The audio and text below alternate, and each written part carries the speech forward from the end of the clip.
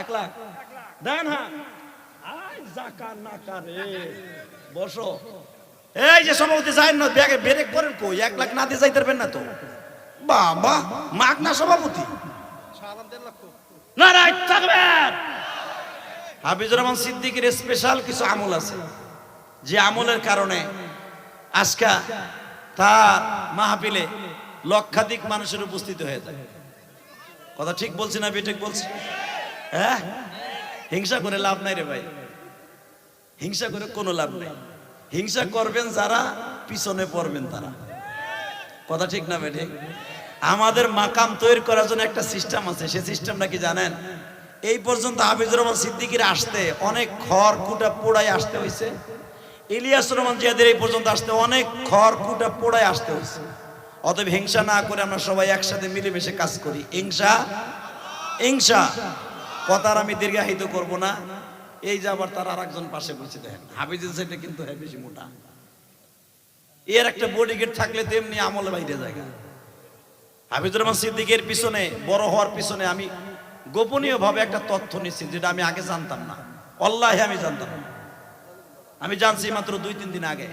যদি কোন কেমনে জানলেন?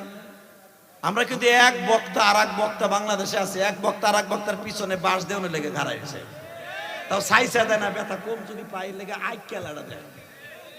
কিন্তু মনে রাখবেন, আইকেলা দেন আর সাইসা দেন, আল্লাহ যদি কাউরে উঠায় পৃথিবীর এমন কেউ নাই তারে ডাবাইতে পারে। কতক্ষণ না কেন? তার জ্বলন্ত প্রমাণ আজকে রোজার 3টা 14 মাস সাক্ষী থাকবে। 1 ঘন্টার উপরে মুষলধার বৃষ্টি হয়েছে না, মিথ্যা কথা কইছি? এই বৃষ্টির মধ্যে যে আল্লাহর পাগল গুলা এখানে আসে, এই যে বাম পাশে পিছনে তাকালি পদ্মা, ওরে ভাই 4-5 মাইল পদ্মা সেওরা, আর লাস্টে তো গেছে আমার গোপালগঞ্জ শরীয়তপুর মাদারীপুর থুয়ে বরিশাল হ্যাঁ বাড়ির ধারে গেছে। এর ভিতরে বাড়িঘর নাই, এর ভিতরে বৃষ্টির ভিতরে এত মানুষ আসছেন হাফিজুর রহমান সিদ্দিকী, ইলিয়াসুর রহমান জিয়াদের চেহারা দেখতে না, এই বৃষ্টির মধ্যে আসছেন একমাত্র মওলায় রেজায়ে মওলার জন্য। তো বলে শেষ করে দেই, হাফিজুর রহমান সিদ্দিকী এর পিছনে ওঠার কারণে একটাই, হিংসা করে কোনো লাভ নাই। আর আমি তার পামও দেই না। হাফিজুর রহমান সিদ্দিকী আমার জায়গায় আসতে পারবে না, আমিও হাফিজুর রহমান সিদ্দিকীর জায়গায় জীবনে যাইতে পারবো না। কথা কন না কেন? উনি আমল কি জানেন? আল্লাহর এই বান্দা প্রতিদিন তাহাজ্জুদ করে। হ্যাঁ সুবহানাল্লাহ। বাড়িতে যে ইফতারির আগে কই, এখন কইলে তো সমস্যা, এখন কইলেই তো গোল্লাই যাইবা। হালাকে একবার সুবহানাল্লাহ কইবা, এই যে 5 দিন আগেও 70 বার বলার বেশি সওয়াব হয়ে যাইত। সুবহানাল্লাহ আসতে কইবেন না।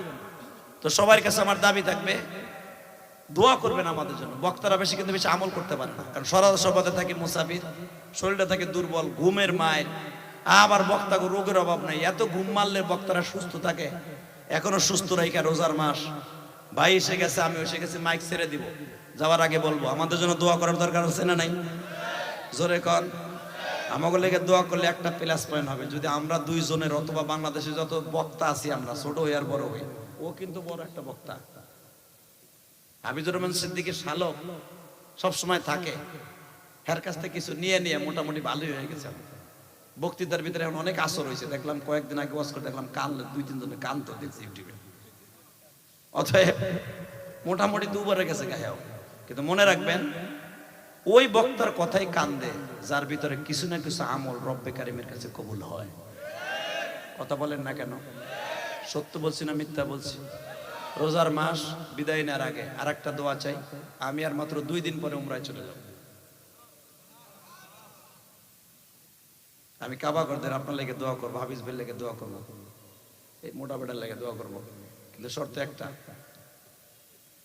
যে উদ্দেশ্য ওয়াজটা দিছি তুমি জানতো, এই ছেলেটার সাহস আছে। ও যখন দাওয়াত দিতে গেছে হাফিজ ভাইয়ের কাছে 15 দিন, আমার কাছে 10 দিন, হুজুর দেন না। তো আমি আর কই, তুই কি দাওয়াত দিতে আইছো? তুমি 2 জনের ভার সহ্য করে পারবা? পারমু।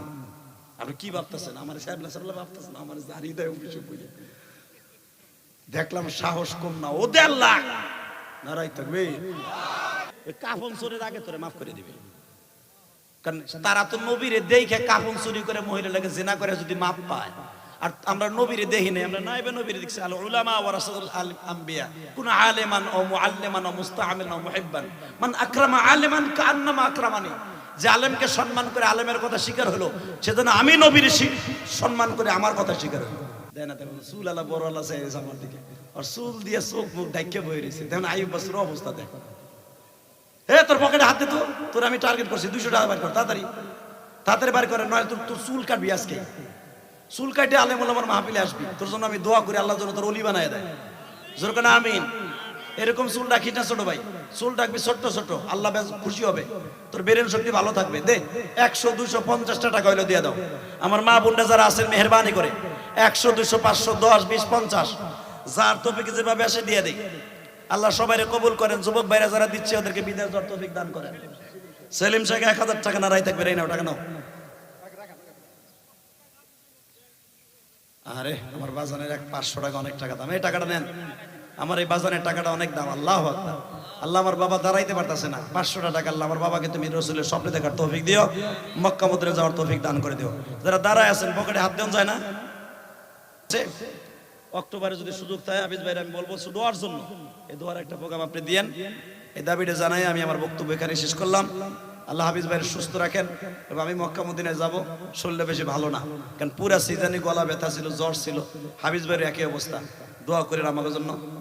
আগামীকালকেও মাহফিল আছে, পরের দিন আছে, তারপরের দিন তো যাবো ইগা, তারপরের দিনও মাহফিল আছে, কিন্তু চলে যাইতে হবে মক্কা মদিনায়। ভিসা টিকিট সব ওকে হয়ে গেছে আজকে। দোয়া করেন আমার জন্য, হাফিজ ভাইকেও উমরা করার তৌফিক দান করে। আমার তৌফিক ইল্লা বিল্লাহ। আসসালামু আলাইকুম ওয়া রাহমাতুল্লাহ।